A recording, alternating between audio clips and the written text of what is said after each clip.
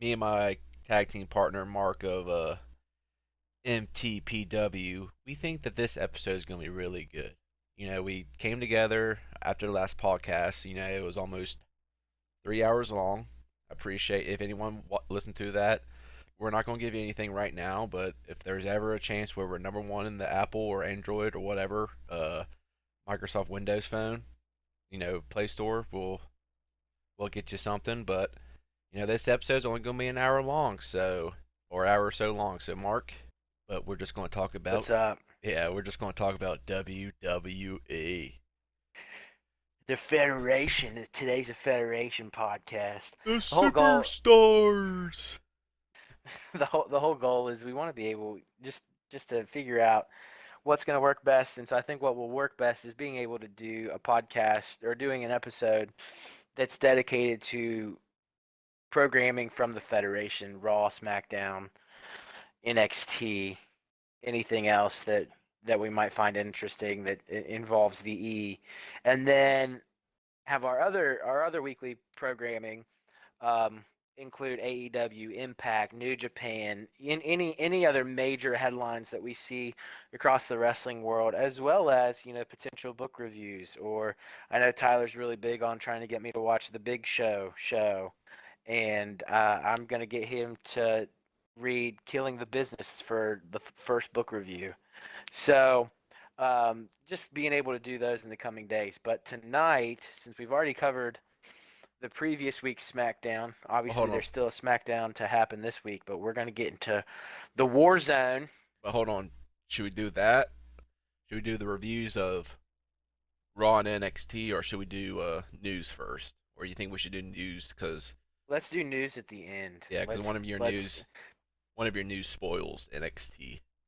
right. That's what I'm saying. We should. So let's do the news because I want to get over this episode of Raw as soon as possible. Yeah.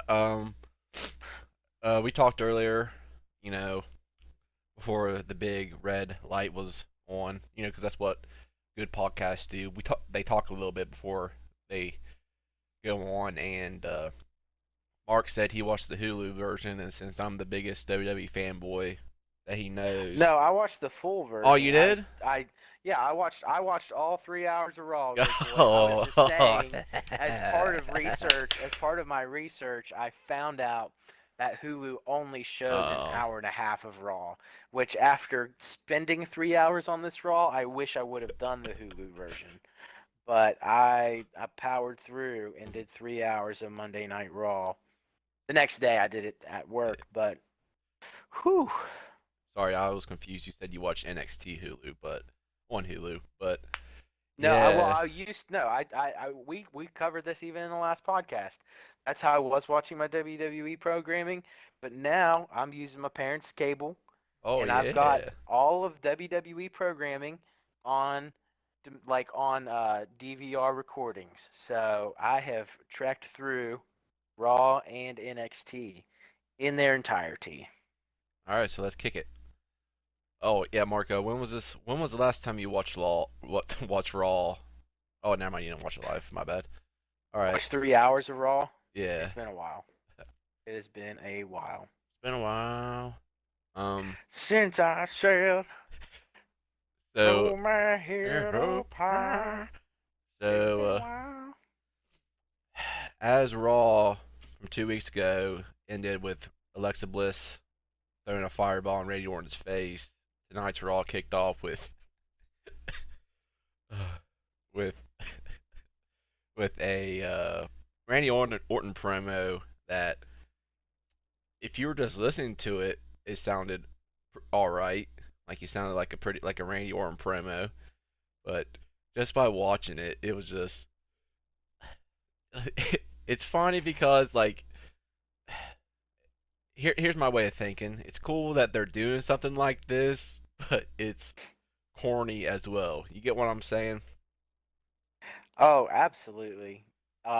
It's another classic 20-minute WWE opening promo, No, it but wasn't this that was like, long. It was like only no, four it, or it, five. it felt, yeah, it felt like half my lifetime. Because it's It Randy felt like, Orton. good grief, because it's Randy Orton and it zoomed in on his stupid burn mask face, and all you can see is his Triple H esque schnoz that's like burnt like a rotisserie chicken, and I just oh my gosh, I wanted to bang my head off of a wall. It wasn't that bad. Um, but no, he was pretty much just saying, I'm going to look what the Fiend did to me, and I'm going to. Well, he also announced that he's going to be competing in the Royal Rumble match, so that's going to be interesting. Hopefully, So hopefully he's going to wrestle in that mask, but knowing, WWE spares no expense on the medical center, so there's, his face is going to look normal by this Sunday or next Sunday. Is it next Sunday? the Rumble is a week from The this coming Sunday. 31st. 31st. Okay, yeah. So me on 31st. So what were you saying, Mark? Before Nothing. I'm just looking at a picture of Randy Orton in that mask, and I just it's awesome. it's it's incredible that only certain parts of his face are extremely burnt. When I just we're not going to get into it. I don't want to destroy the magic of professional wrestling. the Not going fireball, to do it. the fireball from Alexa Bliss was only on his face.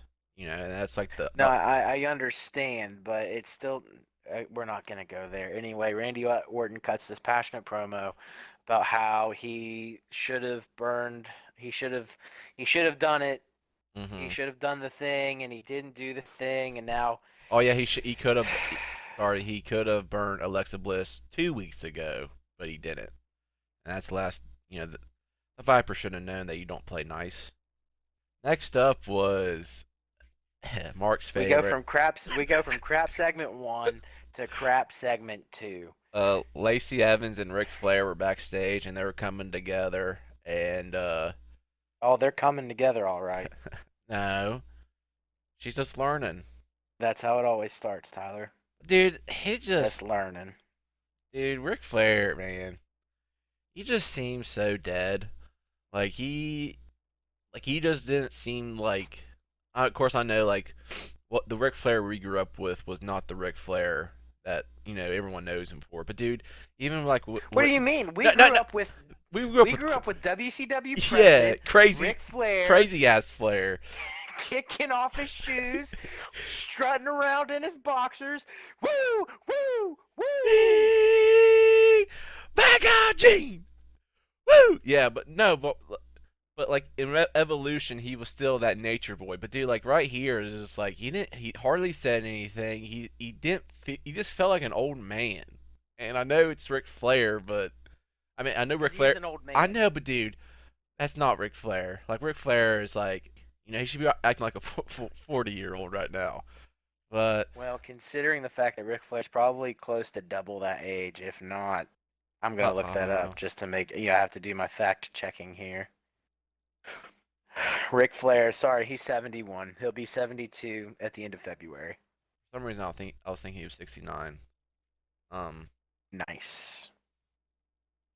no, but he's been pretty much been bouncing around since this COVID era. Like he's been a ally Randy Orton, then not, and like they did that legend stuff. But anyways, the first match of the night was Charlotte Flair versus Peyton Royce. Rick needs to go home. He's at risk. He doesn't need to be out. He's gonna get COVID and he's gonna die.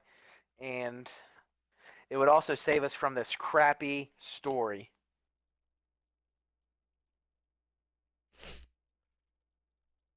So what's your thoughts on the Charlotte Peyton Roy match? Um, I mean the match was good. I understand that to a degree. Charlotte will always be compared to her father because she is her father's daughter.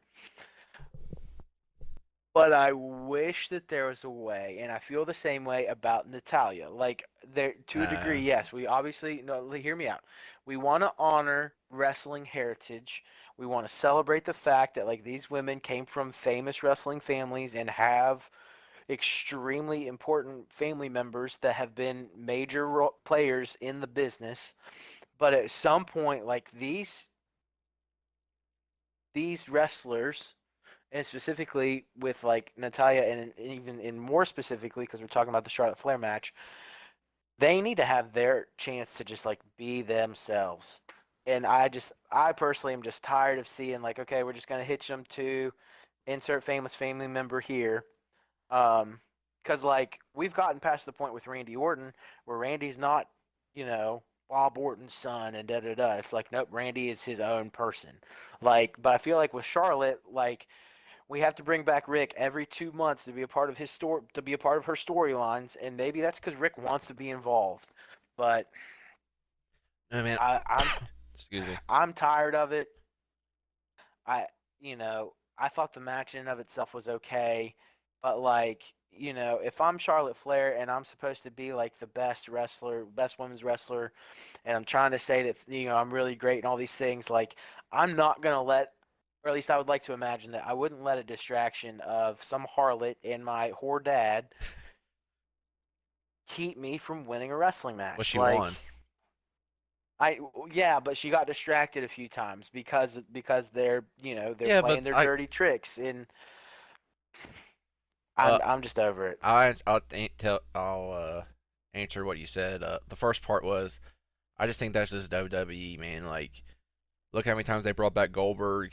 Look how many times they brought back Rey Mysterio. It's just like they don't know what to do. And honestly, I think if Charlotte goes to wrestles in like in Japan or AEW or anywhere else, people would start finally realizing how great she is. I think I understand why people hate her because that right there, and also the fact that is like WWE's like shoving her down our throats. I mean, look, she's been, like she was gone for 6 months, and she just immediately was the women's champion. And before that, she was like the NXT champion for no reason. I get the hate about her, but I don't know. To me, she's the top five woman in the world, and maybe top three. I mean, yeah, I mean, just what expected a good match, and And I think and the only other thing that really ticks me off about that is, and correct me if I'm wrong, but I thought that after, especially if you won a match by submission, you had a 5 count to release the hold. And Charlotte just held on that figure eight for 85 years, whole long time. And the referee's just like, oh, okay, Charlotte, I know you're mad, but you need to let go of the hold. Like, nope, do your job, count to five, disqualify her, and reverse the decision. Peyton Royce should be the victor. But I mean, that's whatever. What do I know? I'm just a fat stooge sitting at home trying to talk about this on a podcast and be famous. yeah. I don't know. But afterwards, like like pretty much throughout the match, Lacey Evans was well, Ric Flair came out first, then Lacey Evans came out next with Ric Flair's robe, and she was trying. Also, if I remember what else you asked, but dude, that's it. Don't matter if he's a hoe. That's her dad, you know, and she's not going. She knows, like in wrestling terms, she knows Lacey Evans is not a good person or blah blah blah. But yeah, it's just. I mean,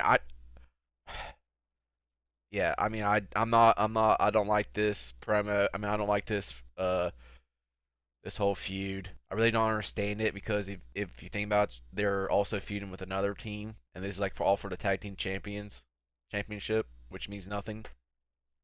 But Right, but it doesn't even it like this doesn't even this is more of like a singles feud within a tag team story. yeah, And but Asuka's not even involved in the story. She's freaking off doing stuff with Alexa Bliss. So it's like I but will there be other stuff intertwined as we go on? And speaking of Asuka and Alexa Bliss, we get a promo saying that Asuka is going to be on Alexa's playground, and then the best group in WWE, and I would say North and then we America. had stupid segment number 3 No, of the night.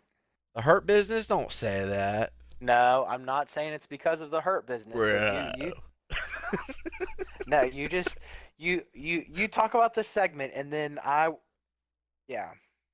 we're talking just about go the ahead. Hurt Business, right? just talk about the segment. Talk about the Okay. Hurt Business coming up against the Bro. So pretty much the Hurt Business comes up and well Riddle was just like bro, and he was just making fun of him, and then Bobby Lashley. I found out that he has his name now, Bobby. Like he's not Lashley anymore, it's Bobby. Um, yeah, Bobby. I forget what he said, but like he was was he going to get a handshake or something? Is that what it was about? He was doing I something. don't. He, he was Nah, he was doing something to get it like to get Riddle in, and then like he stepped on. Oh yeah, he said. Riddle. Oh yeah, no, sorry. He said, "I like your sandals," or "nice sandals," or something.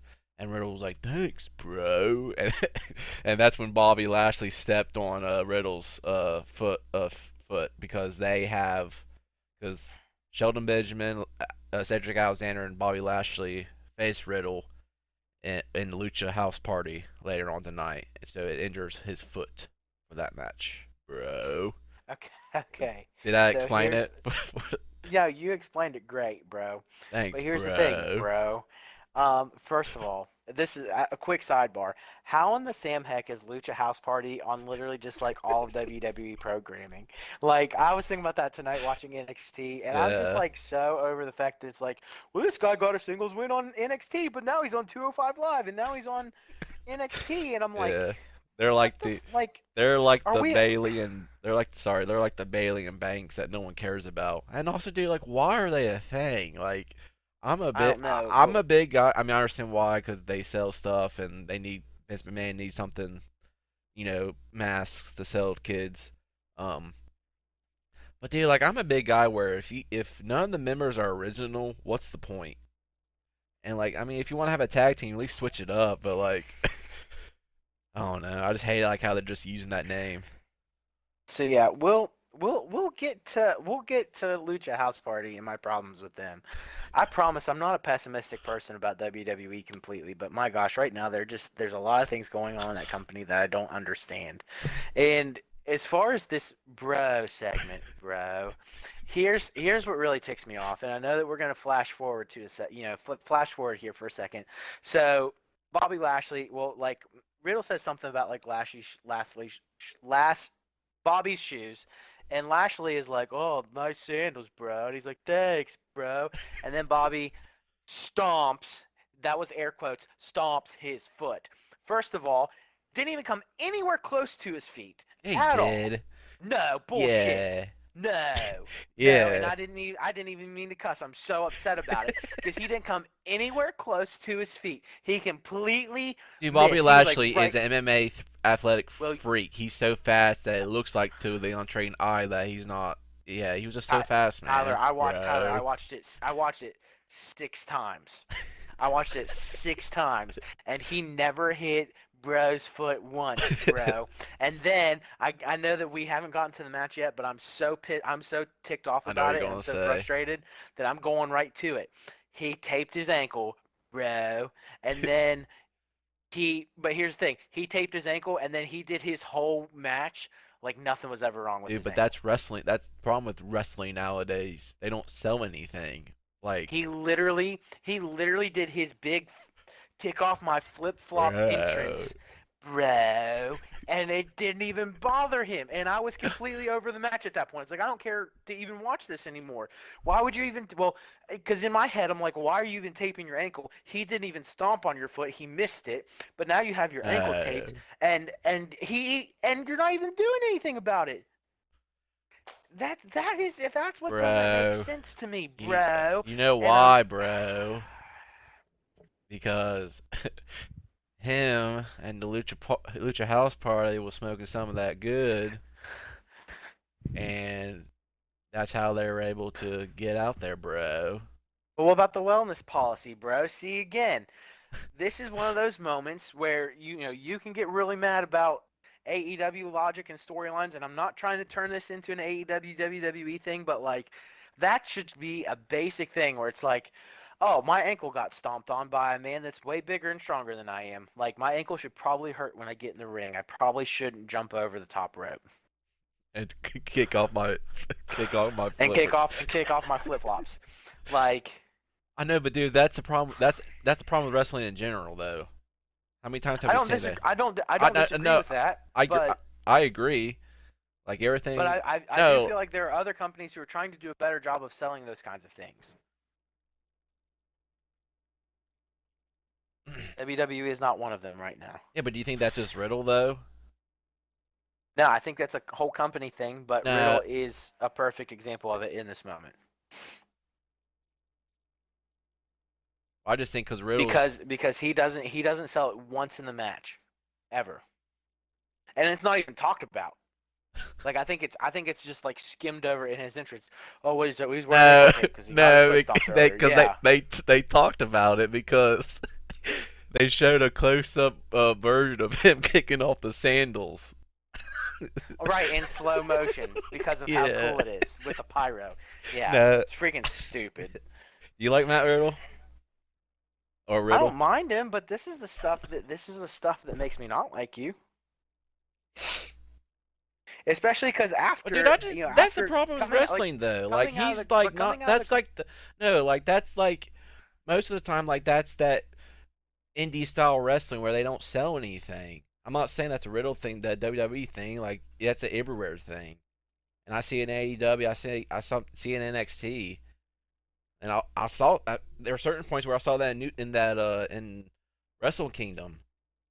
But anyways, uh, see, and so the worst part is well, and because he come back from break, and Riddle bro is sitting on the chair, bro, with his bro Lucha Bros, bro, and no, not Lucha Bros, that's a different company, Lucha House Party I Bros, wish. and no, dude, freaking WWE would squander them so bad. Oh, jeez. Um, don't even tell me. Look at all the Lucha Libres, luchadors that they have now, and that they're squandering now. The only one they've ever done anything with of significant importance is Rey Mysterio. Yeah, but name a mass wrestler that's ever reached Rey Mysterio's heights though in the North America in U.S. There are plenty, but half of them ended up getting their masks taken off. No, they never reached what Rey Mysterio was. They were never a WWE. They were never a world heavyweight champion. They were always the cruiserweight. We saw Mufasta Ali. We're not even gonna finish talking about the bros back from injury, bro. All I gotta do is tape up my foot, bro, and I'm good, bro. Bro. But yeah, Stupid. Mufasta Ali. Uh, What? is that how you say it? What'd you Mufasta. say? Mufasta. Must- Mustafa. no, How you Mustafa. Mustafa. Ali did a short promo talking about Retribution, how he would destroy the New Day, and for what Kofi Kingston did because Kofi stole his spot in WrestleMania 2 years ago because he was hurt. Do you know how long Kofi's out? I didn't know he was hurt. I mean, his jaw's broken, so he announced that on the New Day pod. They're, I guess they're speculating as to whether or not he'll be back in time for the for not WrestleMania, for the Rumble. But my guess is no. But hey, WWE logic, anything's possible. You can get your foot stomped and jump over the top ropes, and your ankle will be fine. So anything's possible. Damn man, we're gonna miss his lame. Uh, Maybe Royal Mustafa Rumble. We're gonna miss his lame. Royal Rumble saves. maybe Mustafa Ali can take his spot this year, just like Kofi took his spot to win the title.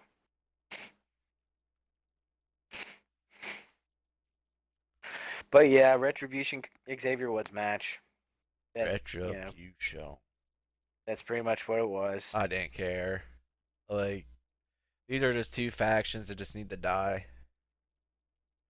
Um, New Day should have ended like 2, 3 years ago.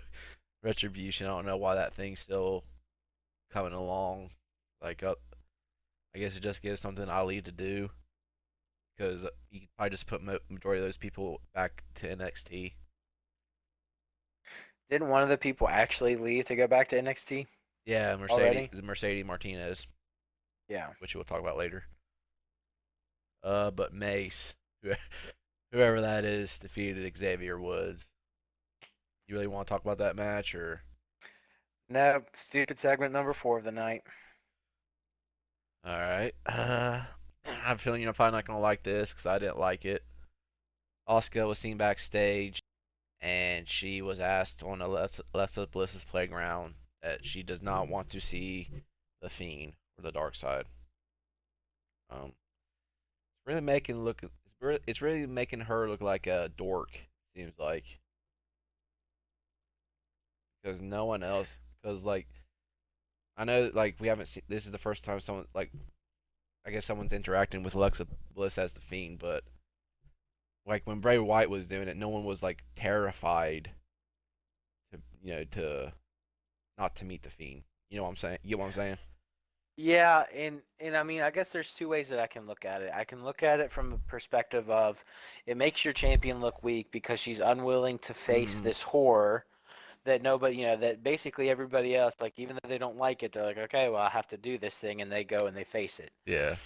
So it could potentially make your champion look weak because she's scared to do it, or it, it just shows you how truly powerful Fiend could be, that even the women's champion and somebody as tough as Asuka is Mm-hmm.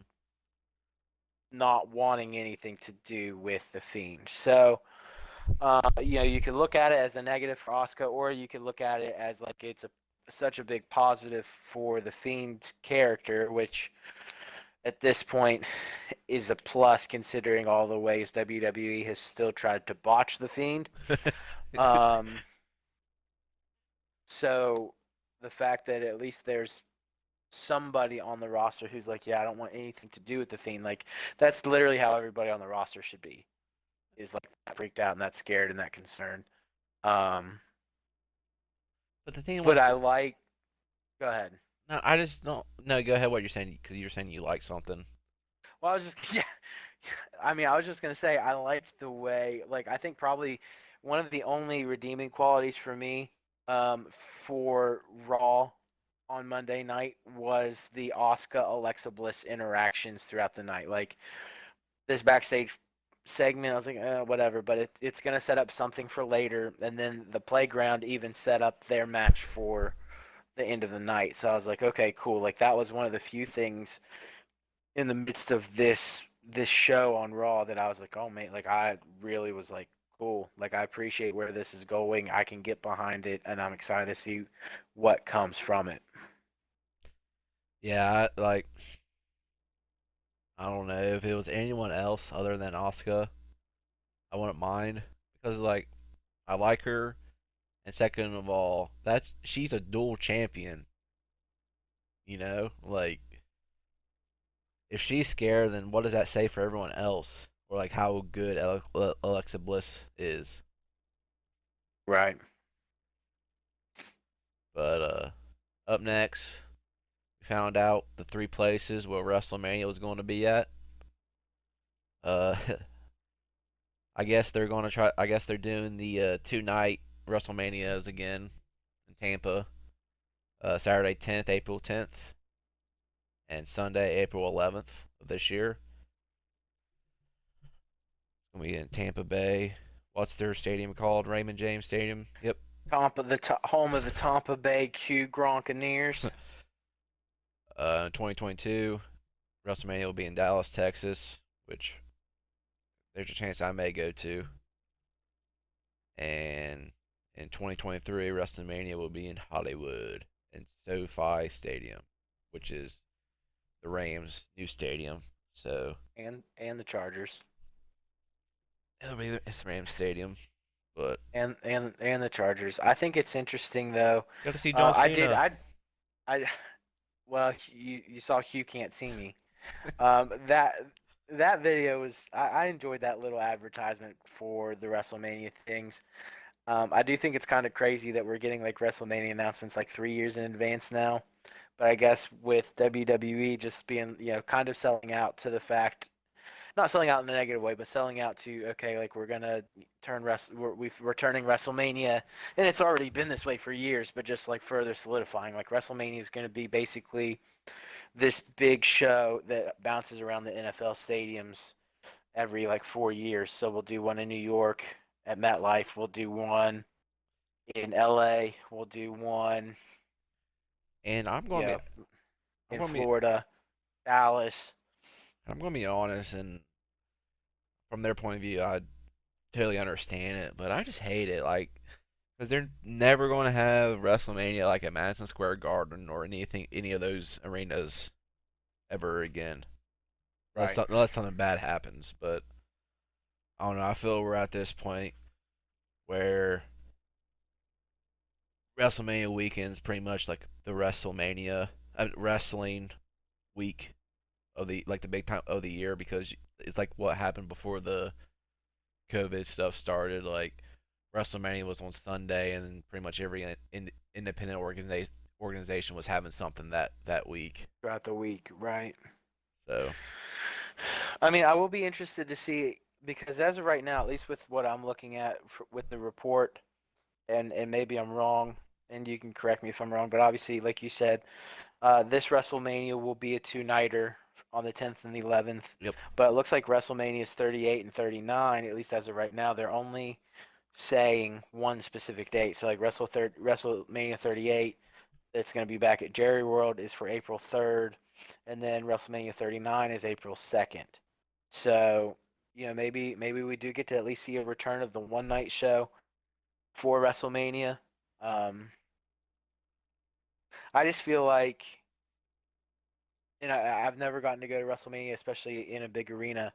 Um, I don't know what it would be like to try to watch it from the extreme top of like MetLife or at Raymond James, like especially this year. Like I can't imagine what it will be like to try to be at Raymond James for WrestleMania, socially distanced and all that kind of stuff. Like sitting in the crowd with a mask, that part would be fine, but like starting people like in 6 people in each row or something like that.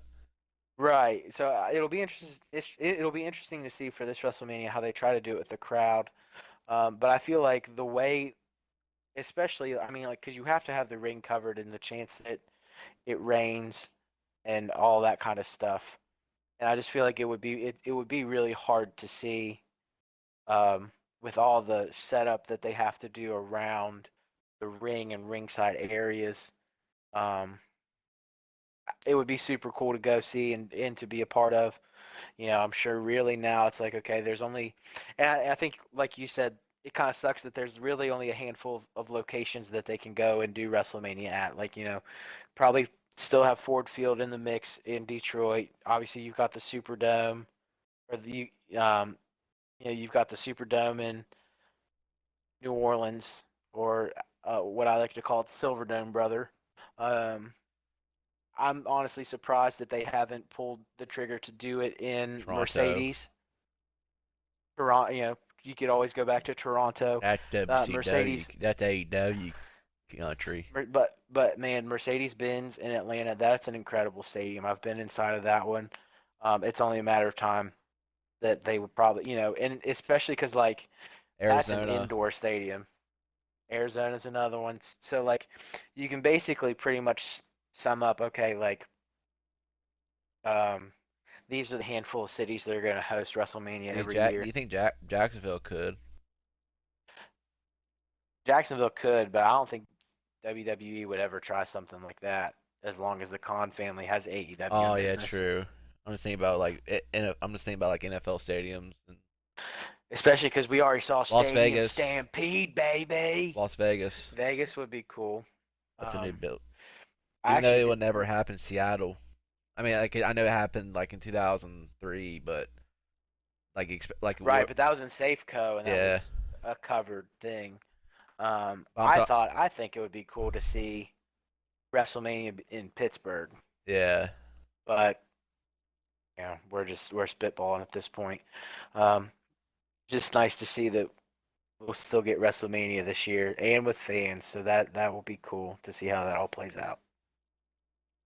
All right. Up next is Alexa's Playground, and we also that's also when she Alexa announced that she'll be joining the Women's Royal Rumble match, and during the whole promo, Asuka was kind of acting, wanted to get on Alexa's good side because she didn't want the Fiend out, and she wanted to be on the swing set that Alexa was on. So she said no, that's where he's at, and then she moved around, and they started dancing and blah blah blah, and that's when that's is that when they announced they were going to have a match, or was that already planned? I think it had been announced previously that they were going to have a match. It wasn't confirmed on the playground, but I think that kind of helped build into the match for the night. Okay, what was your thoughts? But I like this segment. Like I said, one of the few things on Raw that I really appreciated for the night.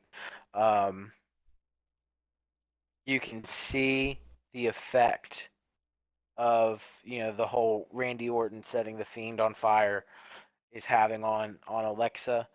And I've always just been kind of intrigued to see how this whole thing plays out. Um, Obviously, I like Bray Wyatt. I liked Bray Wyatt to begin with, way back when. And so adding this whole extra dimension with the Fiend is just really neat.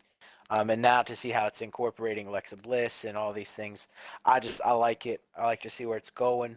And I thought that this segment, especially setting up what you could really kind of quickly figure out would be the main event for Raw, is like, okay, cool. Let's see how they close the show. Okay, what was up next for you?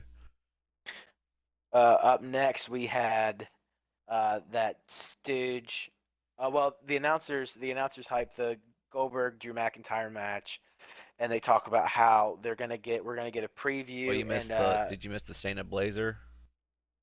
no, Okay, well Shayna no, because that was after your that. you, yeah, Okay, sorry. because because then they're talking about with the WWE Championship match, we're gonna get a preview from.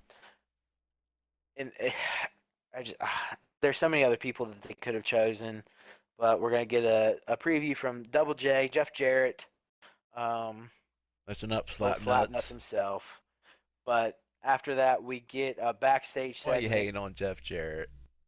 We're not gonna Don't even get me started. We've already gone off the rails so much already, and you wanted to keep this thing under an hour. So um, next up, um, we get Miz and Morrison backstage, talking about how they've got Goldberg Well, you missed on the Shayna dirt Blazer. sheet. No, I That's didn't. after. Yes, Jeez. All right, I'm reading the I wrong. move I'm reading. Okay, the one I'm reading has that after the Alexa Playground. I'm sorry then. the Miz and Morrison talk about what they're gonna do with Goldberg. Whatever they have planned for Goldberg tonight's controversial, and controversy brings cash, Cash. like the Money in the Bank briefcase. Yeah. Then we get Mandy Rose, Shayna Baszler. No, I'm not talking about the match. I'm talking about the promo. I'm not seeing anything about that promo. Okay. That's when Baszler said that she's entering the Women's Royal Rumble, and she's not afraid to eliminate Nia in it. And then that's when they were kind of bickering on the way to this match. Then the Miz and Morrison stuff happened, and that's when the match happened. Shayna Baszler versus Mandy Rose. Sorry. Well, coming back from that break, though, is when we get the Jeff Jarrett video, and Yeah. he references Toby Keith, and Jeff Jarrett TNA picks Goldberg. superstar. Jeff Jarrett picks Goldberg to win the match, and win the WWE Championship. Um, as far as the Shayna Baszler Mandy Rose match, the big takeaway that I have from this match is how much I dislike Byron Saxton Yeah. at as a commentator. I just can't stand him. And like the whole time, and I get what he's doing. He's trying to figure out what the deal is between Nia and Shayna because of that pre-match promo. But Nia was just like, she was annoyed. She was annoying. Byron was annoying, and I would be okay if Byron Saxton never commentated for WWE ever again. Like, give me old Tom and Samoa Joe at this point. Like, I would much rather that be a two-man table than a three-man table. um, nothing for me really stood out in this match. You kind of knew that Shayna was gonna win. Um, It was a pretty decent match. Shayna's really good. Mandy Rose is not good. I mean, not as good, but it's not as bad either as like right. her partner Dana Brooke, which Shayna had put Mandy Rose in a I can't even I'm not even going to try to pronounce that. She put her in like in a headlock, and Mandy Rose tapped out. But Dana Brooke, oh no, sorry, Nia and Shayna got into it a little bit, and that's when Dana Brooke drop kicked uh, Nia into Baszler. Then we go back. We come back from commercial, and we're still talking about Charlotte Flair and her dad and Lacey Evans. Woo! And it was at this point where it's like I don't understand, and so I'm going to ask you a question because I have not been watching. Like, I'm trying to watch WWE more, but I have not been watching it as much up until recently since we have gotten this really going. But I feel like, and correct me if I'm wrong, but for the amount of wrestlers that WWE has on their roster, like, is there a reason that we literally are only seeing the same three people, or at least it feels like we're only getting like the same three people on Raw right before the Rumble? I don't know. It seems like it's always been like this. Um, I remember like when they first announced that they were going for 3 hours, which seems like it was like only like 8 years ago or something like that, which is crazy. And I was thinking, man, they're going 3 hours. Just imagine what they can do, you know. And it was pretty much the same thing, like it is not like it was when it was 2 hours. Just like for some reason, like they're just stretching out programs to multiple involving the same two or three people, like what you said. I don't know why they do it. Sometimes you would get like a random stuff here and there, but mostly it's just going to be the same guys. It doesn't make sense to me for the amount of wrestlers that WWE has under contract. It just I don't get it. I genuinely do not understand how this is this way. I feel like at least on SmackDown, it's like, man, there's so much variety.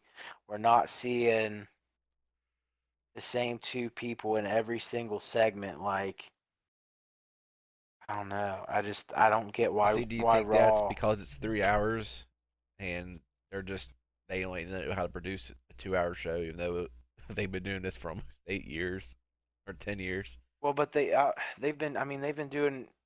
I don't know. Like that's the thing, man. Like I don't get it. Like even when they didn't, even like when they went back to being one brand before they did the brand split like 4 years ago, they're still doing the same stuff. I don't know, and I don't like it. Yeah, I don't like it either. But we get basically Charlotte saying, "I'm gonna be. I'm a. I'm gonna have to be the dirtiest player in the game." She leaves, and then we get. Um, it's interesting to me then even this next part because like, I thought that Raw and SmackDown were supposed to be separate, but Yeah, Adam Pierce is like, I guess, and you'll have to catch me up. I guess there's technically no like general manager to the brands. There's just a WWE official that's like overseeing things for both Raw and SmackDown, and he's the matchmaker. I think And it so. happens to be, and that happens to be Adam Pierce. So Adam Pierce is like the liaison for the company to both Raw and SmackDown. Is that I get. essentially what it is? I guess since it's like they're like in the Thunderdome, I guess I'm not sure though. Don't quote me, because when I saw him on there, that's what I was wondering myself. Well, so they obviously, for whatever reason, that's that's what happens, or that's what we assume. And so they give us a flashback to this past Friday and the fact that Adam Pearce was going to be in the championship match at the Rumble against Roman Reigns, but now he's not. And then that leads to a Ricochet, an interaction with Adam Pearce in the back with Ricochet, who is trying to earn his way into the Royal Rumble. But it shows how stupid Ricochet is because literally everybody else is just saying, "I, I'm throwing my name in the Royal Rumble." Like I announce that I am entering the Royal Rumble. we even have wrestlers who are not under contract with WWE and literally by law can probably not be able to wrestle in the Royal Rumble who are announcing themselves as Royal Rumble participants. Like Who's that? myself, Oh, you. Carl Anderson was doing it, but Oh he yeah. was doing it as a joke. But like even Mark DeLong of MTPW is announcing himself as an entrant in this year's Royal Rumble. Like, why does Ricochet have to earn his way when literally everybody else is just announcing their way in? I don't know. It's another reason why Ricochet sucks. Well, and this is just another moment where I just have to scratch my head because I'm like, why we're not following the same logic again? Like, wrestling doesn't have to be difficult. Just make sure we're following the same rules across the board.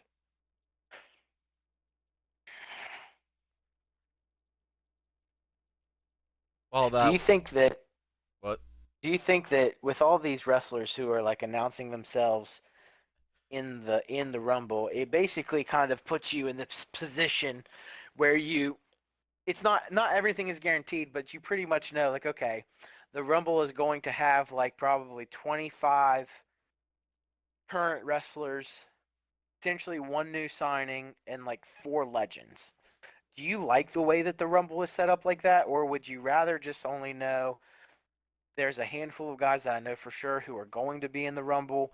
Maybe a guy who maybe like these two guys who are in a match where the winner gets the number 30 spot and the loser gets the number 1 spot and then everybody else it's like, well I know who's in the Rumble but I don't know where they are in the Rumble.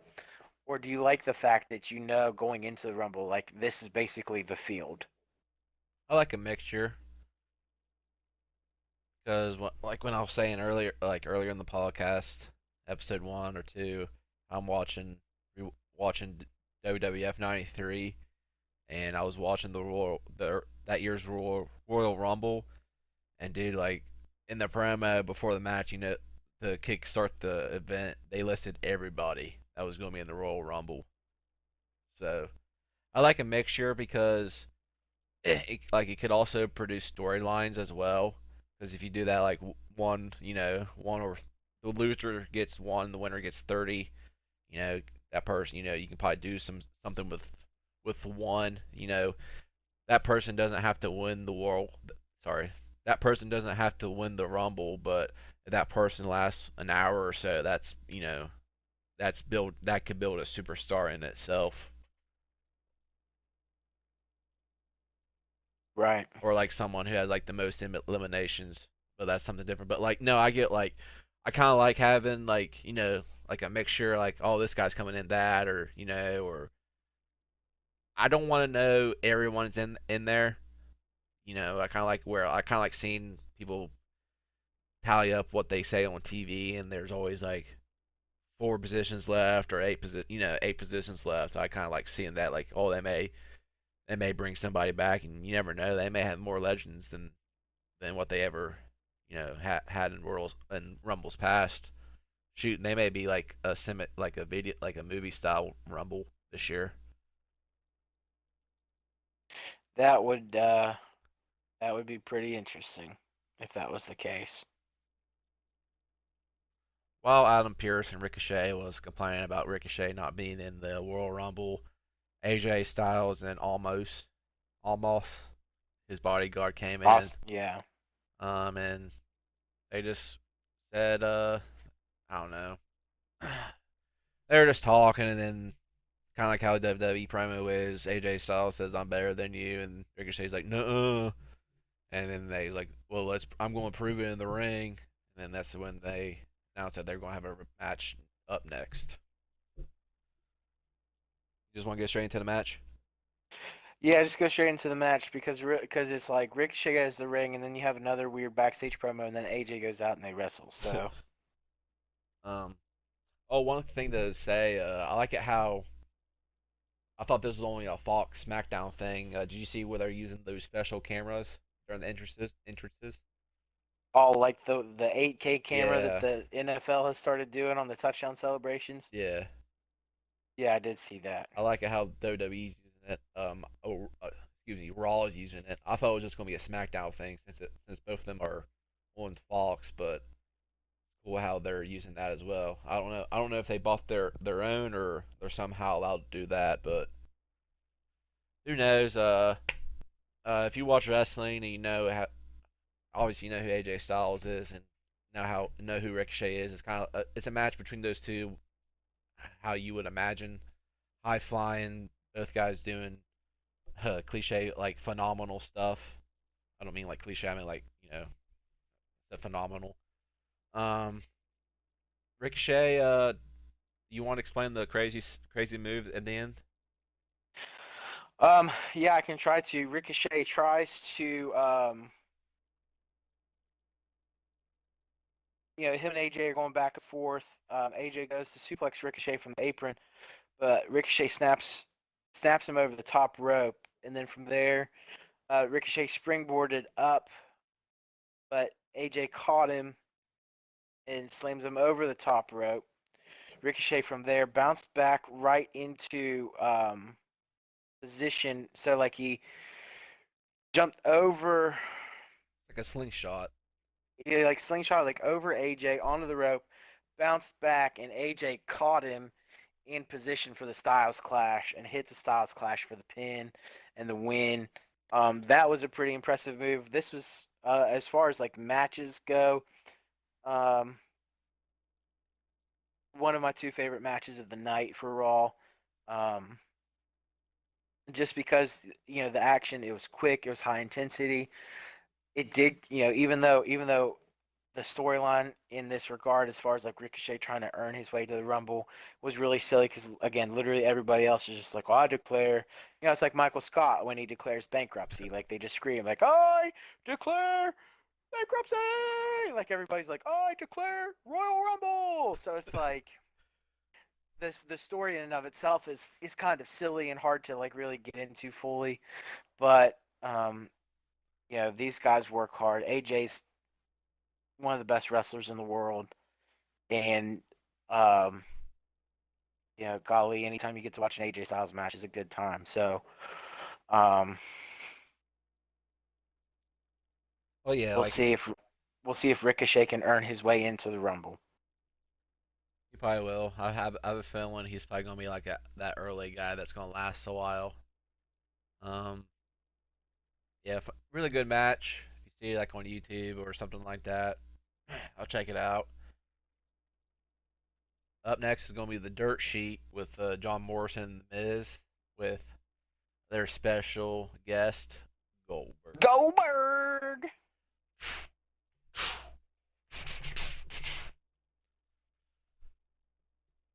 What did Goldberg do when he came out, Mark? Well, as Goldberg started to come out, you saw um some like Well, you saw the chants for Goldberg was so loud that everyone in the world was just chanting for him that the what's the crap? What the hell is the new thing called? The something dome. the Thunderdome. Yeah, geez, I already forgot it. The Thunderdome, and they're chanting. Tropicana Field was Yeah, rattling to its core. yeah, thanks, Mark. For Goldberg, the people want to see Goldberg, but they were lied, bamboozled, tricked, made a stage when men dressed in black came out with sparklers, and you just knew if you're an OG Attitude Era's kid who was coming out once you see men wearing black shirts and sparklers come out. Gilbert. It was Gilbert, ladies and gentlemen, Yeah. and it was incredible.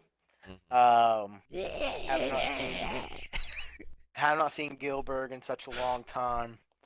Um, I'm surprised Gilbert has never got like the Goldberg tattoo. I mean, why not? I mean, he has his tattoo on his Yeah, arm, but but it like is not. It's it's not the. It's it's not that even one. uglier. There's Maybe that's the point. Maybe that's what he is going for. yeah. Came out some weird stuff happened. Gilbert was acting weird, and then for some out of nowhere, Drew McIntyre, who's so awesome, is able to beat COVID in like 10 days or so. He just like he doesn't need the full 14 days of quarantine. He just needs like a 7 days or 10 days or something like that. He came out to confront Miz Morrison and Gilbert, but damn it, we were bamboozled, tricked, lied, made fun of, made Yet stooges. again. Because some guy came out. I don't know who it was, but I it, don't know who it was either. The storyline was it was a hired actor from New Jersey. yeah, I Um, he was like in the Santa Claus, and like I I don't know. I'm not a movie guy. Um, but yeah, they pretty much some craziness happened. You want to take it away, Mark? yeah, basically fake Drew talks about how he's gonna kick Colton, or how he's gonna kick Gilbert's butt back in '98, and then go home and eat some haggis. Um, Morrison and Miz argue Hey, hold over on, you're breaking up. Morrison and Miz argue over how bad the actor is. This is a train wreck, Miz says. Gilbert gets in between them and yells like Goldberg might, where he's just like the Tasmanian devil. Um, It's like really they tell close him, up, and I was like, ugh. and they tell Goldberg to shut up. Miz Morrison go on to predict that both Goldberg and McIntyre will lose at the Rumble. Well, how is this possible, you might ask? Miz then stares into the camera and he tells the world that he's going to cash in his Money in the Bank contract. The the screens boo at Miz as he stares into the camera and he goes on about how he'll be the next WWE champion because he's the Miz and he's next. I And came then to play. came to play. That's the price you pay. No, And no, no, no, as the no, no, music no, no, hits, play. Miz and Morrison pose with the briefcase. Fake McIntyre walks around and Gilbert growls to end the segment. Yeah, pretty much said what happened. Uh, like Miz and Morrison, like how they're I really enjoyed them on SmackDown before they got drafted on Raw, and kind of glad they're able to kind of keep it up on Raw. Um, bro, I know we talked about this earlier, Oh my but gosh, we have to talk about this match now for real, bro. if we don't have to talk about that part per se, but the Hurt Business versus the Lucha House Party and Riddle. Um, uh, Bro. as we talked about earlier, uh, Riddle was not selling his devastating ankle injury, but the other storyline was there was some friction between the Hurt Business of tag team champs Cedric Alexander and Shelton Benjamin, and dude, it got pretty. I thought it was pretty nuts. They kept on like how like tag teams do when they don't like each other or something's going off where they don't tag team like they do blind tags or they don't tag in like or they tag like sometimes they tagged in Bobby Lashley instead and uh they I think Cedric blind tagged Shelton and they got into it and pretty much Shelton just pushed him out of the ring and dude, MVP grabbed like before this is like before they're going to break, and like MVP like grabbed his neck, like Cedric's neck, because like not to hit him or anything, but just like to talk to him because like saying like, dude, what are you doing? Because throughout the entire match, like MVP was getting on Cedric as well because he was pretty much doing all the stupid stuff. Um, but big boy Bobby Lashley was like, "Dude, why you guys doing this? This is stupid." So he got tagged in. He tagged himself back in and speared Grand Malik and put him in the Hurt Locker. And Malik tapped out and Hurt Business won, bro. Do you want to talk about that? Bro. Yeah, I mean, really interesting. The only thing that really kept that kept me like intrigued in this matchup was the fact that there was so much going on with the Hurt Business. Um, and not And good, what? good. I thought you were. No, no, sorry, I was trying to look at something on my tablet Oh, while trying to formulate a sentence. um, Um, I'm going to hate it because it already seems like they're kind of showing that way that this group's having some issues and they're going to potentially break up. And I may be a fanboy of them, but like I feel like if they end them, like it'll be too soon because I feel like they could kind of like have like an undisputed era, like reign where they kind of own all the gold for a little bit. I think Bobby Lashley should be world champion, at a certain point. well, Uh, he would have a good run, that's for sure. I I'm intrigued to see how this moves forward, especially the fact that Cedric and Shelton just won the tag titles. You feel like that could be a really good pairing for Cedric, especially for him to learn under somebody like Shelton. Um, so I'm interested to see where that goes moving forward. I liked the fact that MVP was trying to take care of Cedric so that Shelton and Lashley could take care of the match, and just really convincing storytelling as far as what things will look like moving forward with the Hurt Business, and I'm interested to see how they're gonna try to navigate the Rumble. Obviously, Lashley's in. Will the other two be in? We'll see what the goal's gonna be. Maybe we see MVP, and I'm just excited to see how that all plays out. Up next, we saw Elias and Riker backstage promo. Uh, I don't have much to say. Do you have anything to say? Nope. Then we saw Drew McIntyre promo saying he's feeling stronger, and he That enjoyed. he has defeated COVID. Yeah, um, he's enjoying the show. He enjoyed what was on the dirt sheet. But he also said it was always about respect. Brother. Your thoughts? um, I mean, it just sucks, but you understand why they have to do this because this is like they have to have their champion on. They just can't do. yeah, he's gonna be back to he'll be on Raw next week. We'll see what that will look like for the go home show. Yeah. Uh, Jeff Hardy versus Jackson Riker. Jeff Hardy defeated Jackson Riker via DQ. Uh, yeah, I did. This was just a match I didn't pay attention to. I just don't care about these two guys' issue or these three. Um, Jeff Hardy is what he is. Don't care about Jackson Riker, and I just feel Elias. He's just kind of like those guys that had his peak and then just never the same.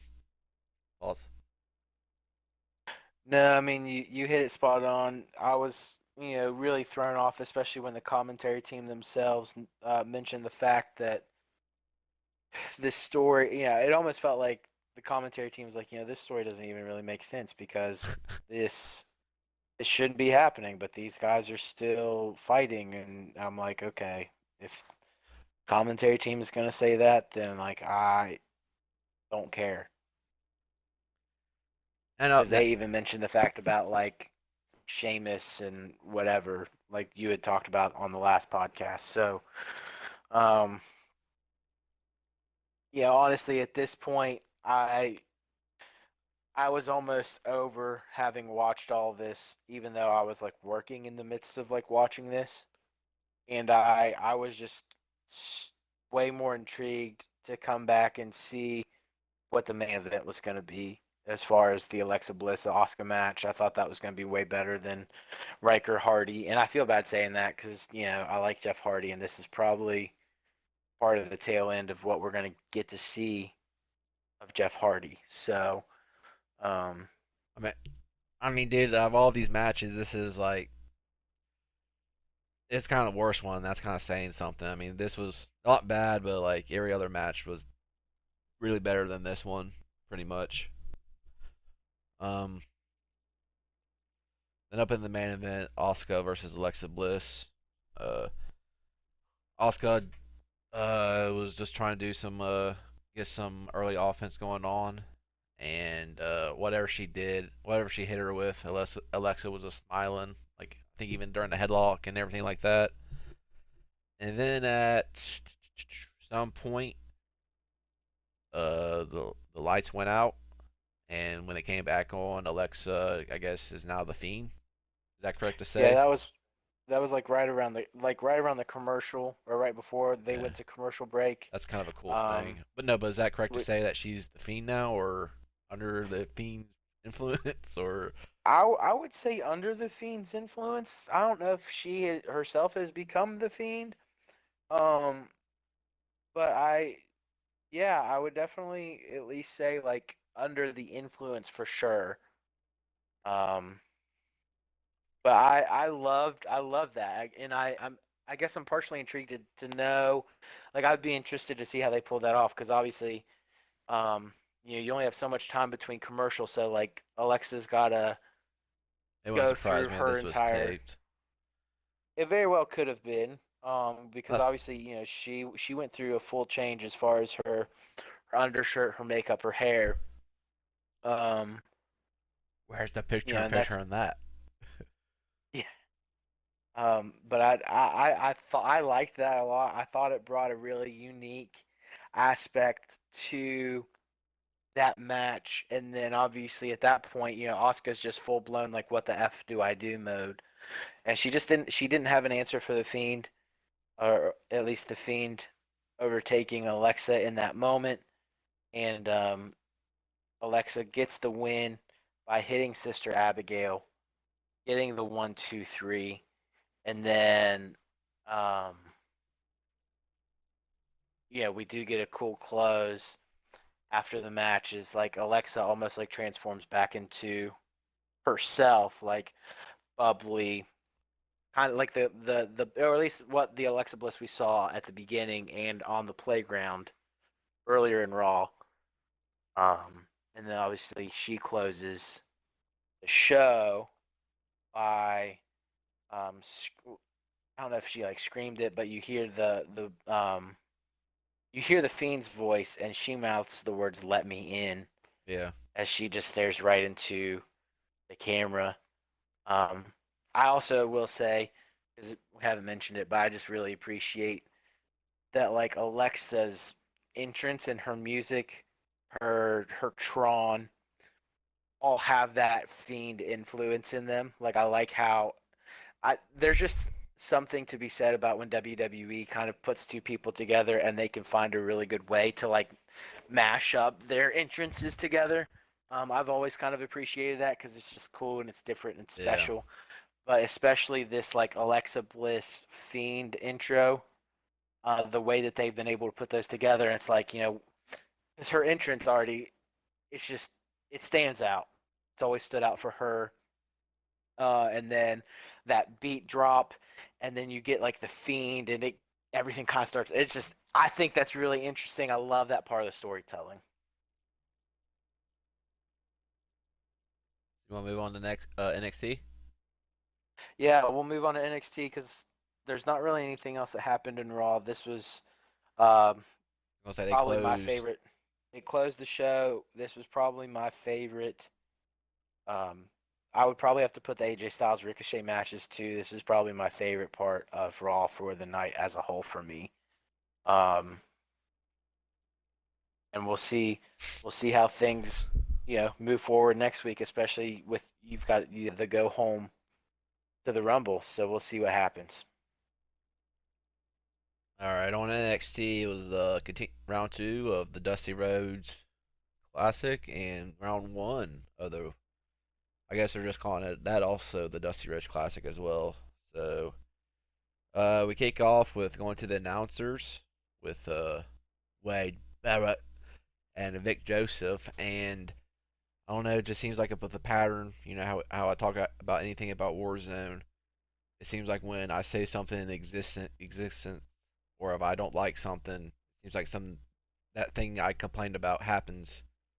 Well, this week we see Beth Phoenix make her return back to NXT, which I think is going to be good. I like it.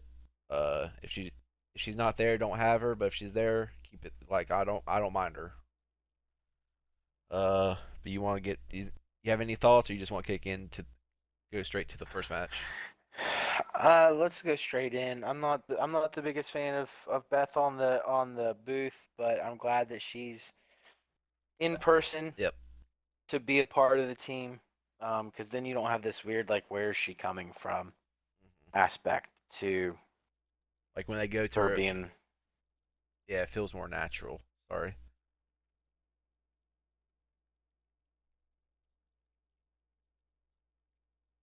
Also, apparently, I guess Tyler, you should probably mention because there have been a few. The first match for NXT for the night is first round match in the Dusty Rhodes Tag Team Classic between Leon Ruff and Kushida versus The Way. But there were a couple of other matches from the first round of the Dusty Rhodes Classic that apparently were on 205 Live that we have never covered before.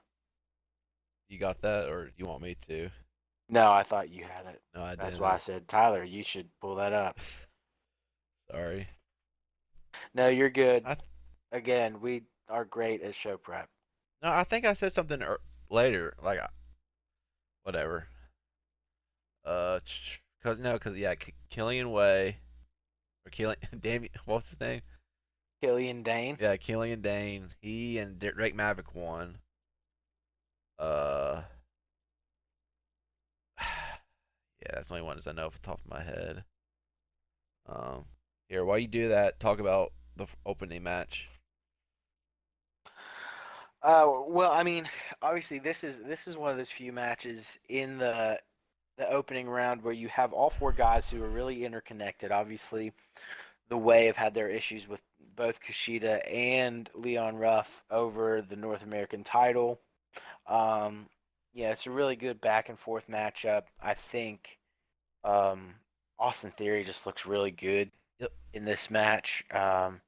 He's big, he's strong, he's powerful. I really think that after, and not saying that like Austin Theory is going to be done with Johnny Gargano anytime soon, but I think when all is said and done, after his time in the way, like Austin Theory is only going to continue to grow to be a great wrestler and a great star. Um, Lots of back and forth action, um, good interactions between Gargano and Ruff, as well as Gargano and Kushida. And anytime Gargano's in trouble, you see Theory come in and make the save. You just see like the Way is really together on in a really good place together as a team moving forward in this match. Um, the finish comes. Uh, Theory gets sent out to the floor. Ruff flies out. Or Ruff goes off the top to drop him to the floor. Gargano rolls Kushida up for a two. Gargano, and then after the kick out, Gargano hits Kushida with a kick to the head. Kushida hits him with a drop kick as they both go back and forth, and Kushida ends up getting Gargano with a suit, with a not necessarily a fisherman suplex, but he gives him kind of like a belly to back, and he hits him with a bridge. Kushida and Ruff get the pinfall and advance into the next round. where they will face the grizzled young veterans in the quarterfinal. So kind of an upset victory here, but you see Kushida get a pin on the champion, which just adds another dynamic into that North American title picture. Obviously, Ruff wants the championship back, but here Kushida just picked up a victory over the champion. So interesting to see the North American title picture evolve within the first round of the Dusty Classic here tonight. Yeah, it was a good match. I don't really care for Ruff or Kushida. Kind of disappointed in seeing the way lose, but understandable upset, and that's kind of like what seemed tonight's NXT was in the Dusty Rhodes Classic, kind of upsets. But you know, I'd rather see the way continue on, but it's kind of a good way to, like what Mark said, add like another wrinkle to their story between pretty much all four involved, and they can continue on later on. Hell, you never know. You're probably gonna see the way interfere in their match and screw them over in the tournament at some point. But yeah,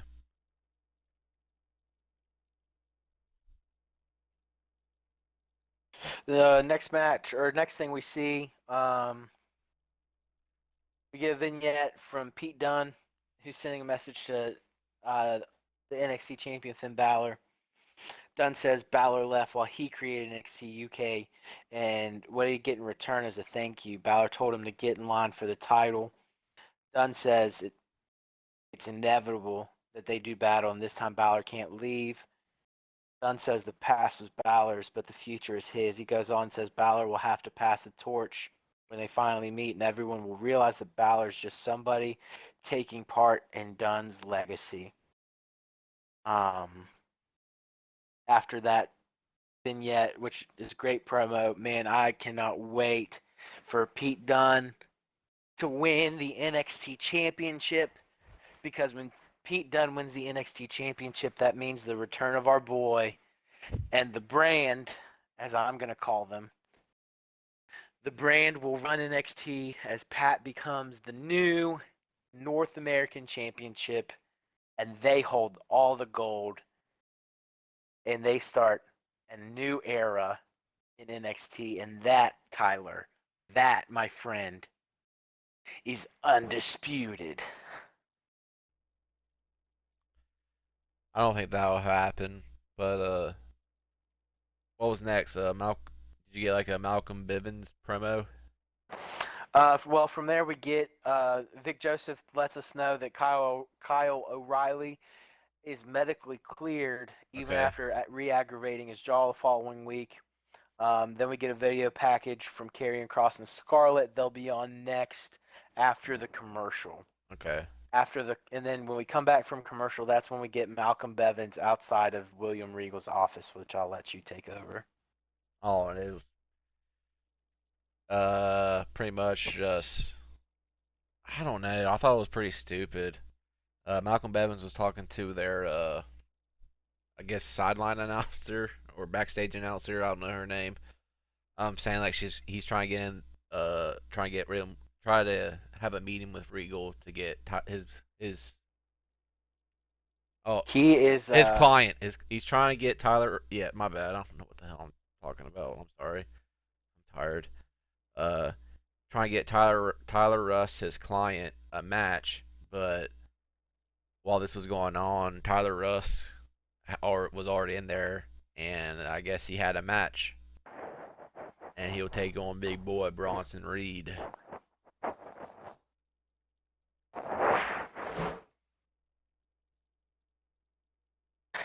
Yep, I'll be interested to see how that match goes. Yeah, I don't think it's gonna go well. Um, Probably not. Up next we After that, got to see a Karrion Kross versus Ashante the Adonis. Uh, Pretty much a squash for Cross, and I didn't know about this, but there was some bad news in this match, right? bad news.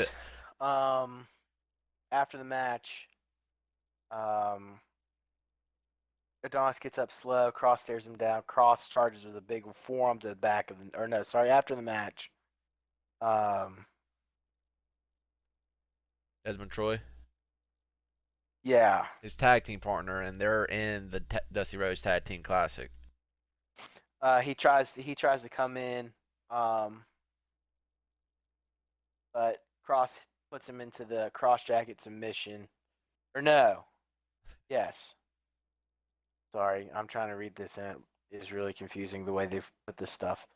But come to the end of the night, and we find out that Adonis has been injured after the post match attack from Karrion Cross, and they will be unable to continue into the Dusty Classic. We find that out at the end of the night, um, after everything is all said and done with NXT. So we probably shouldn't have said it right there, but we'll go ahead and let you know, I won't be um, able to, anyways. Fit it in. that team will not be continuing on in the Dusty Classic. But after Cross makes his exit, we get a vignette from MSK. They tell us a little more about who they are, what they plan to do. We see some highlights from their first round match, and then we are told that we're gonna get everybody's favorite journeyman in WWE right now, Lucha House Party, against Imperium in the first round of the Dusty Classic.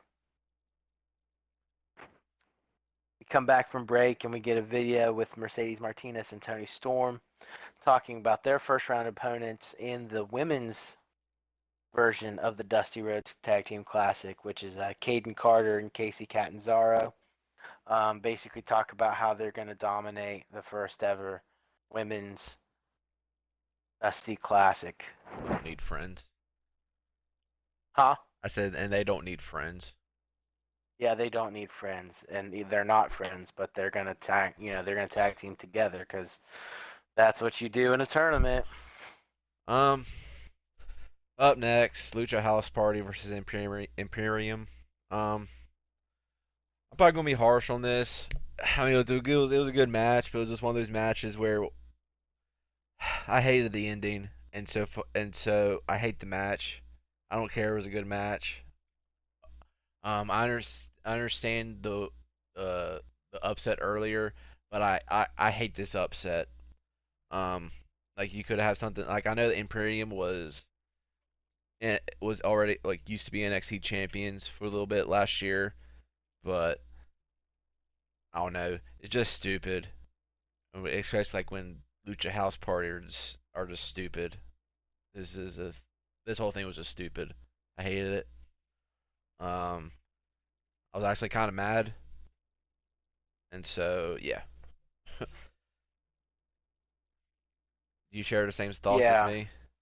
I was not a fan of the way this ended. I really wanted to see Imperium Undisputed Era in in the finals. I believe they were on opposite sides of the bracket, so that was possible. Um, I share the same sentiments as Wade Barrett. I was shocked. I was not very happy.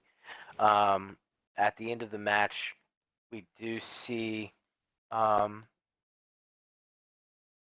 we see Alexander Imperium Wolf, trying to leave the ring as Alexander Wolf stands at the top of the ramp.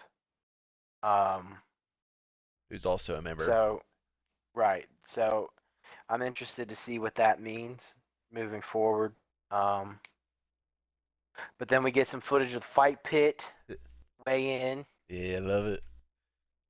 and Timothy Thatcher comes in at a mean 225.6. They didn't mention that part, but Timothy Thatcher weighs in at a 205 or 225.6, and Champa. I feel like my notes, what I have, are wrong, but my notes from what I'm reading at here says Champa weighed in at 205, which I thought he weighed in at 201. Yeah, Um, I was thinking about like 195 to 201. Like it wasn't. yeah, I'm not sure where they got this 205, but this is incorrect. So Champa weighed in at 201. Things get a little physical. Um, Ciampa goes for the handshake. Thatcher shoves him. Regal and crew break it up, and then we go to commercial. Then up next, we got to see the Dusty Rhodes female version of the trophy, and we got to see all the participants standing on the stage, and we got to see Beth Phoenix say some stuff. And oh, sorry, this is for the Dusty's Cup. I'm sorry, the headline I read wasn't wrong. So the women's will be for the Dusty's Cup. So we got to see up first, Tony Storm and Mercedes Martinez and Caden Carter and Cassie Casey Casey Catanzaro. Canzero. Uh, I'm gonna be honest. I got spoiled in this match. I saw this on the results on Instagram. Wished I didn't because it was kind of another upset. Um, but it was a pretty good match.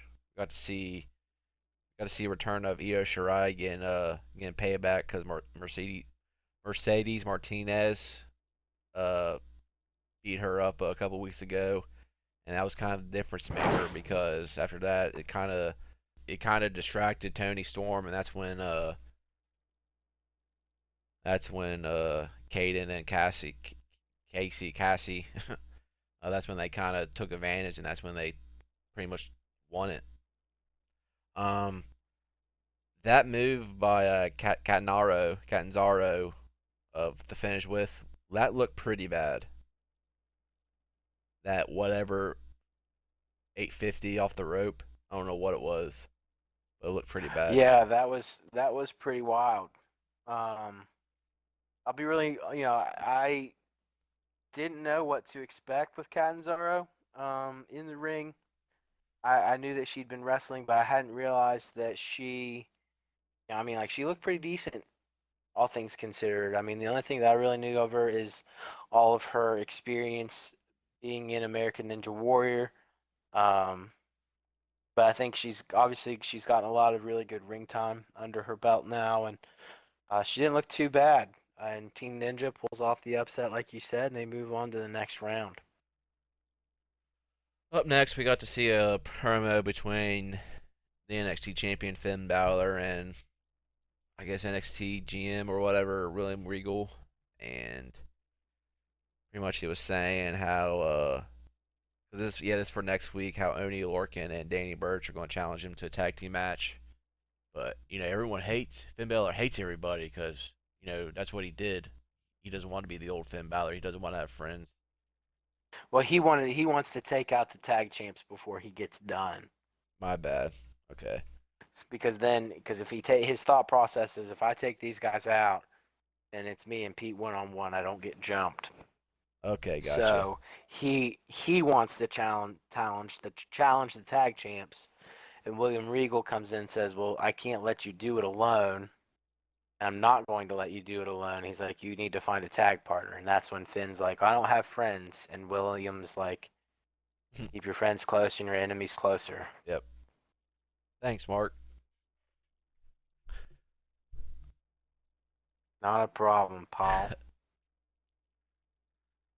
Up next, we got to see the Bronson Reed. What? No, wait, what did you see next? Bronson Reed walking Yeah, backstage with Swerve Scott. which was pointless. I don't know what they're trying to do something with those two, but I don't know. Probably just give something for both guys to do that. It just seems like that it's going to be that typical NXT Takeover match where you know who's going to win, and like where it's going to be between Bronson Reed and Swerve Scott, and we know who's going to win. Is that fair to say?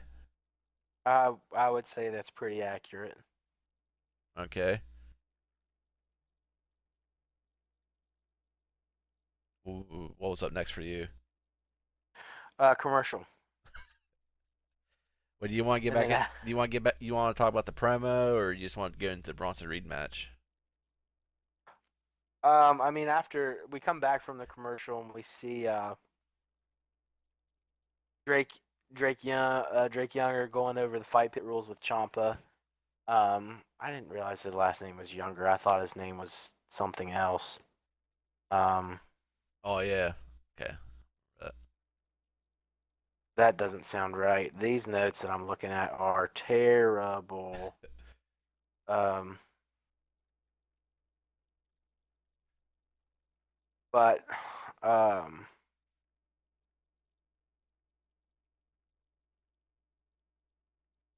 crap, what is his name? Um, sorry, I'm so fixated on this that I have to. no worries. Oh, that's his real name. Okay. Wait, no. Oh, that's is that his referee name? Younger. Younger. I guess I was so. thinking of his real name is like Drake Wirtz, but it's like um Wertz. Get an easier name, pal. Um okay, anyway, let's pick it back up. After coming back from commercial, we see referee Drake Younger going over fight pit rules with Tommaso Ciampa. Then we get Mackenzie Mitchell. She's backstage. That's her name. Okay, sorry. She gives us the news that we already talked about earlier that Adonis was injured by Killian Cross by carrying not Killian. Uh, it's late. It is late. Karrion Cross injures Adonis, and they won't be able to compete in the Dusty Classic, which apparently their match was going to be on 205 Live this Friday. They were going to team against Tony Nese and I Yeah, Ari Savar. I yeah Yeah, Davari, Davari. but there's no word yet on their replacement. And then that's when Team Ninja comes in and they celebrate their win. And then we get Tyler Rust versus Bronson Reed. Um, A this match. match didn't really stand out to me. I had never seen Bronson Reed before. I get that he's a big, powerful dude, but like, I just, I don't know. Yeah, I mean, just imagine what you expected. Bronson Reed started out just being stronger than Tyler Rust, and throughout the match, Rust was able to do some stuff.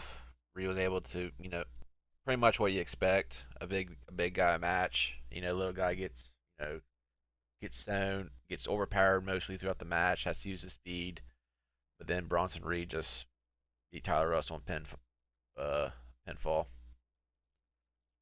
During the match, though, we do get a backstage cut where we see Io Shirai brawling with Tony Storm as everybody in the locker room's trying to keep them apart. Obviously, Tony's not very happy that Io came in and took her and Mercedes out from the women's side of the Dusty Classic. But Bronson gets the win after the match. Rust and Bivens they agree let Bivens do all the planning moving forward. And then we get another backstage with Mackenzie. She's with Finn again. And she's like, well, what are you going to do about your tag team partner? And Balor says there are a few people around him that owe him favors, and it's time to have a chat with him. And he walks off. So yeah, after Balor takes off, we go to commercial. We come back. We see Drake Younger now going over the fight pit rules with Timothy Thatcher. And from there, we get another cut scene to Finn Balor, who has just walked into the Undisputed Era locker. Finn Balor then just walks into the Undisputed Era locker. Adam Cole tells Roderick Strong and Kyle O'Reilly to look at what the cat drug in. Balor says the cat is looking for his payback. Balor says they're all grown men. And he looks at O'Reilly and says O'Reilly knows why he's here. Balor asks O'Reilly if he's in or if he's still sucking his meals through a straw. Strong tells Balor to watch his mouth, but Cole holds him back. Balor looks at O'Reilly and says, well, O'Reilly says he's in. Balor says he will see O'Reilly next week. O'Reilly agrees, and he calls him the champ. And so next week we've got probably, I would imagine, our main event set in the midst of all the tag team action going on. which is going to be the tag champs Lorcan and Birch against NXT champion Finn Balor and Kyle O'Reilly. Tyler, what do you think about that matchup? It's gonna be good. So it's gonna be. I don't know what's gonna happen. Hopefully, Pat shows up, but I don't think that's gonna happen. But knowing knowing the undisputed era and whoever they're gonna be facing against, it's gonna be good. Especially when you add Finn Balor to the mix. Do you think it makes sense to add another? And this is a big tag team match, especially in the midst of the storylines for NXT. But do you think it makes sense to add another tag team match when, especially next week, you're going to be running Dusty Classic second round matches for the men and first round matches for the women? If it fits the purpose, because this ain't really I don't know, because you can probably see something with Finn and Finn O'Reilly happening as well. I mean, I get what you're saying, but I don't know. There'll probably be some single matches here and there enough to, but also you kind of know that you're gonna see a lot, like especially around this time of the year, you're gonna see a lot of tag team matches. You just kind of, I don't know. It's like AEW tag team matches galore. But After, go ahead. I was gonna lead off what happened next. Yeah, go ahead. NXT Cruiserweight Champion Santos Escobar and Liga, the how do you say it? Legado del Yep, Fantasma. Legado Legado de or Del. I don't have their name pulled up in front of me, but del Fantasma, and mm-hmm. it was pretty good. I don't watch 205 live. It was a pretty good promo. He was saying like how he was the real champion, of NXT. Pretty much saying like how he was always there, because like how the NXT title was jumped around from, we couldn't stay healthy and people moved up to the main roster. Um, it was yeah, it was for me personally because I don't know much about him other than seeing him like match, other than seeing his matches on takeovers and what he says on the promos. It was I enjoyed it. And obviously he gets interrupted by a Lucha House Party. We see again, those guys are just, man, where would WWE be without Lance Dorado and Grand Metalik? We don't know. But Lucha House Party starts to get beat down, and they are saved. Kurt Stallion comes in and makes the save. He yanks Escobar off the top, and he makes Legado del Fantasma clear the ring. Stallion and Lucha House Party stand strong, while Escobar and his partners recover at ringside. From there, we get a backstage segment with Killian Dane and Drake Maverick talking about their quarterfinal matchup next week against MSK, and they talk about how um, they're going to win the Drake and Dane talk about how they're going to win the classic. Drake talks about how Dane was there for him when nobody else was, and that's pretty much it. From there, it's time for the main event. We see Thatcher and Ciampa walking out to the fight pit as Alicia Taylor stands on top of the structure, and that's what we leave to commercial and come back from. It's time for the main event, Tyler. Timothy, oh my gosh, Timothy Thatcher versus Tommaso Ciampa, fight pit. Bring it home. Yeah, pretty brutal fight. Um, but I don't know. It just seemed like this is like going in like Thatcher. You knew Thatcher was going to win just because Champa he won at New Year's Eve. No, he won a couple. I think at the last takeovers. Was it War Games? Uh, I think so. I don't remember fully. I'd have to go back and double check. Okay. But yeah, I mean, it's kind of like a UFC, I guess, mix match. Kind of brutal, kind of interesting. The finish was crazy, with Thatcher pretty much for like grabbing that Ciampa's leg and just grinding it while his leg was over his shoulder to tap him out. And yeah, it was pretty good. Brutal. Started out on the top and they kind of worked their way down to the bottom. Kind of like it's kind of different, but yeah. Did you like it, Mark? Yeah, yeah, I mean, it was my first fight pit match. I missed the first one between Thatcher and bro. Um, Bro. bruh. Um, I thought it was really good. I would, and I know it's hard to like not just like go in and try to wrestle that kind of match like an MMA fight, but really with the rules being you can only win by pinfall or disqualification, or not disqualification, by knockout. I feel like for me, that kind of match, Submission. right? I mean, it is essentially a submission match. I mean, you could hit your finisher and your opponent not get up to answer the count of 10, but you know, there were moments where it's like both guys were like holding submission holds and they wouldn't give up. And so it's like you just gave up the submission hold. I'm like, why would you give up a submission hold if that's how you win the match? Like, if they're not going to counter or they're not going to escape, like, hold the submission hold. But maybe that's me thinking about things too logically, also being an MMA fan. But I thought the match was cool. Um, I know that obviously Tommaso's had knee problems in the past. In a sense, like, yeah, the finish looked really brutal, but also to me just felt a little underwhelming in a small degree. Like, I know that that was a really painful position, and I know that it was brutal on his knee and his leg.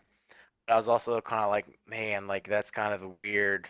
I mean, it's a unique way to end that match while helping keep Tommaso be looking strong, being in good position, all things considered. Um, so that you still have two really viable stars leaving the fight pit. Um, And yeah, I mean, it was a good match for sure. it seems they're probably going to start like a bar esque tag team where they started out as rivals, earned each other's respect, then enter this Dusty Rhodes Classic, and then bada bing, bada boom, new tag team champions.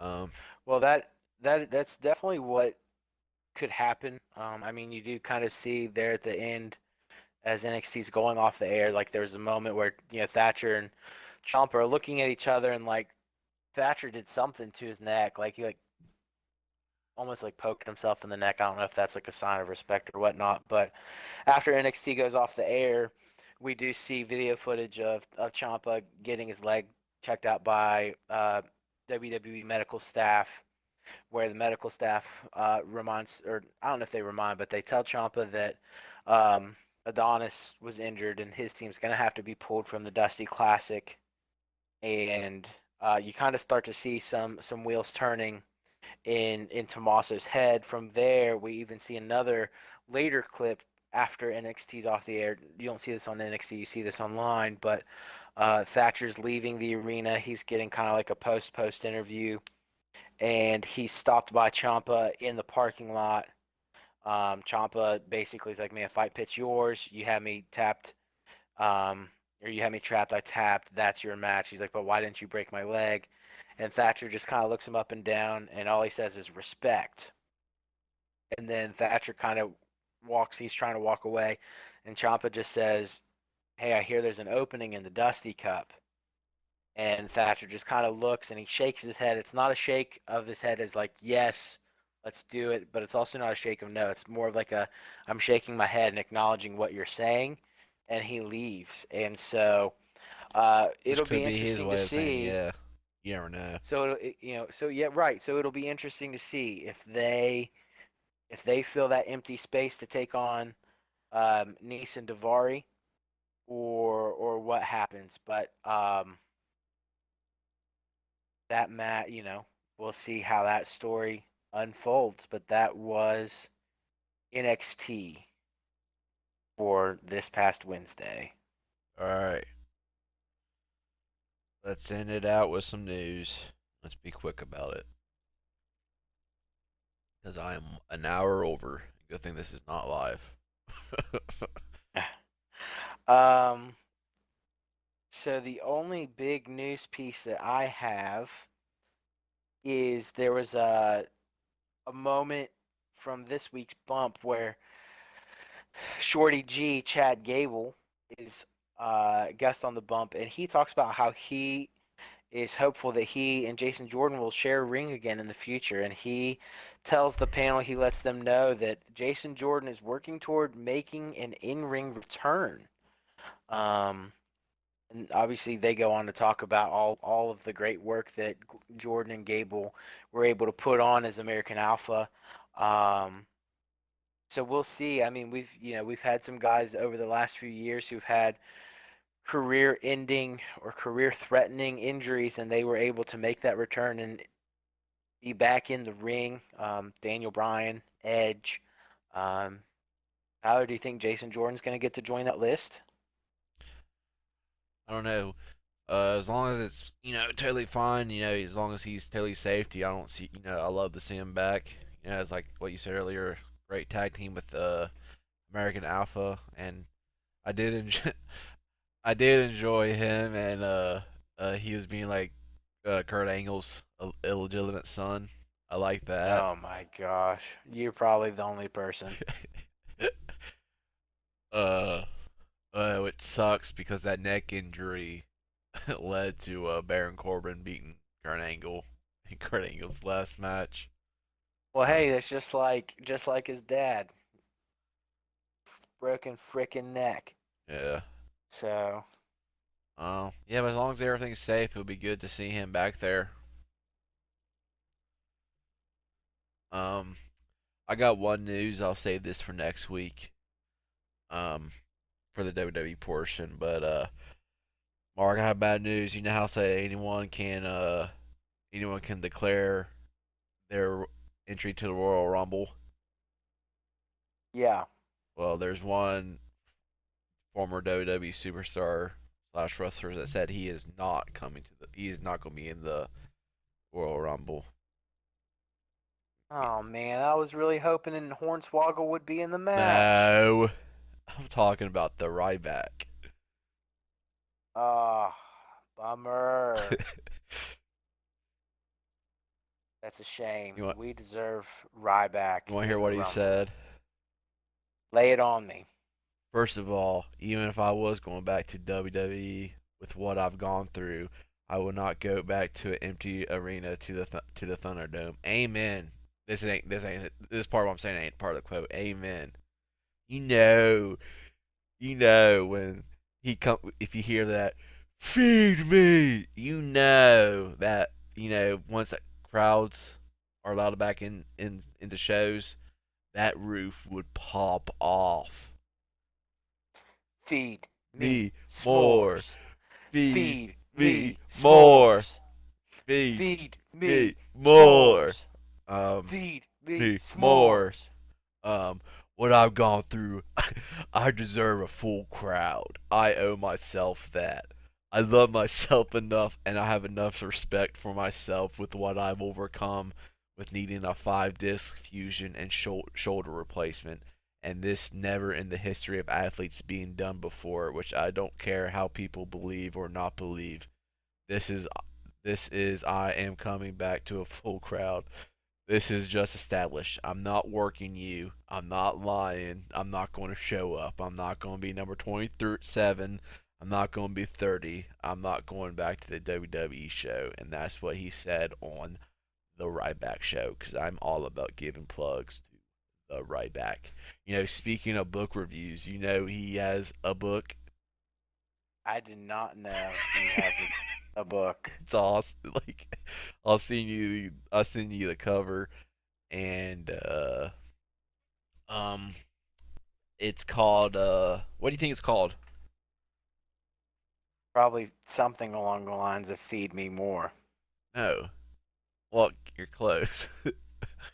It's called Wake Up. It's feeding time, and it's by the big guy, Ryback Reeves, a professional athlete's advice on how to succeed in the game of life.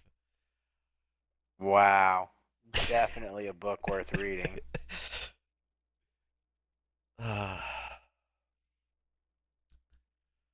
but I can't wait. oh, dude, like with every book we're going to read, we're not like maybe some, but I don't know. But like I'm probably gonna like trying to find a PDF on it. But I'm buying this one. I'm buying the hard copy. I think it's just because of the cover alone. Like it has him. He's wearing a suit, and like he's doing that. Oh my Yeah. gosh.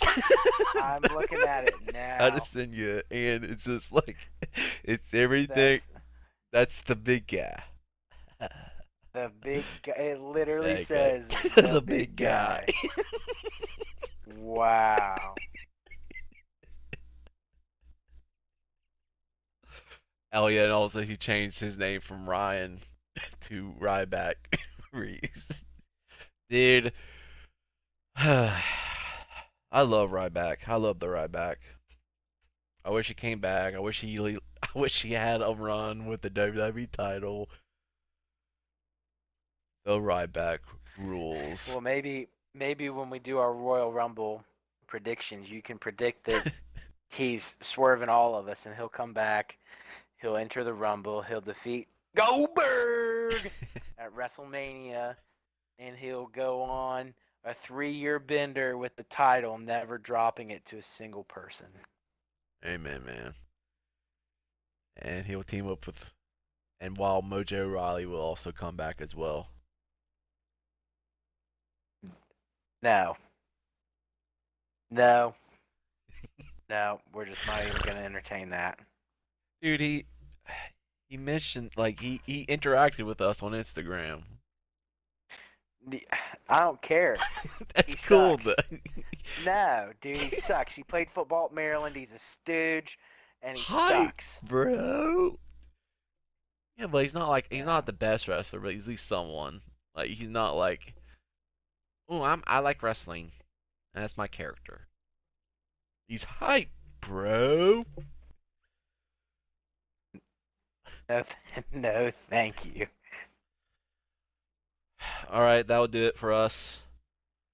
Uh, what we say next Wednesday? Is that gonna be AW and hopefully New Maybe, Japan or Tuesday? maybe we should try to do it Tuesday, or maybe even like have it Yeah, let's do it record Tuesday. Monday, Yeah, or we could like record Monday to have it out Tuesday, yeah. because there's going to be a lot to talk about with Impact and AEW from this past week. So, and Oh also yeah. Oh we'll also yeah. have to cover Oh God, SmackDown yeah. so that we can have a big show with our WWE show next week, because that'll cover SmackDown, Raw, NXT, and our Rumble preview. So, And all lots yeah. of wrestling going on. Yeah, Great time to cause be a wrestling fan. I'll give a little. All right. Well, Mark, you have anything else to say? Nope, go home. Actually, you're probably already home, so go listen to something better than us or go to sleep. Thanks for listening.